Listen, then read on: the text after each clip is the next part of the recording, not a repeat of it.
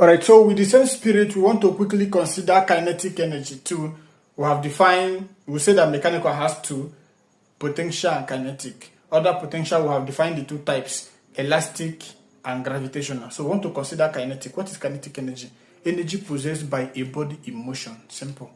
Energy possessed by a body in motion is called kinetic energy. Okay, let's consider a case where a body is moving on a horizontal plane and the body is gradually brought to a rest by a horizontal opposite force.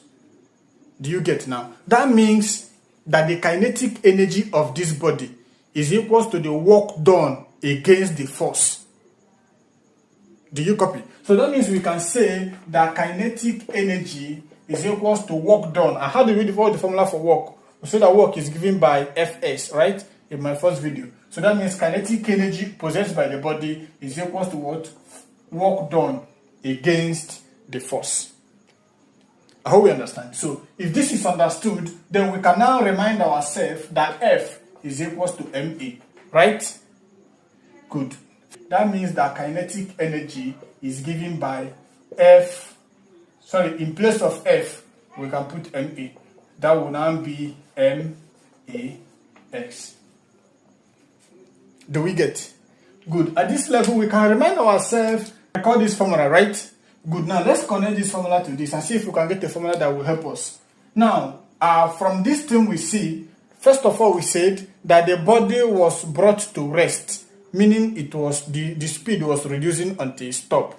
Then that means that our acceleration is going to be minus a. Follow me carefully. And if it was brought to rest, that means that the final velocity will be 0. How we get? So that means that my final velocity will be what? 0. So then we can say that 0 is equals to u squared, because acceleration has become minus. So here will now become minus 2ax. Follow me gradually. Now from this juncture, we can now rearrange. I carry this one, come to this side. I will now have 2ax. Why is it positive now? Because when minus cross sign of equality, it will become plus. So is equals to u squared. Do we follow? Yes. So that means we are still going to have divide both side by 2. I want to divide both side by 2. It will now remain only as equals to u squared upon 2. Am I correct? Yes. If I'm right, that means I can now watch. Check these two as. You see that I have as here, I have as, I have as. I can remove this as and put what is here in place of as. So that means we can say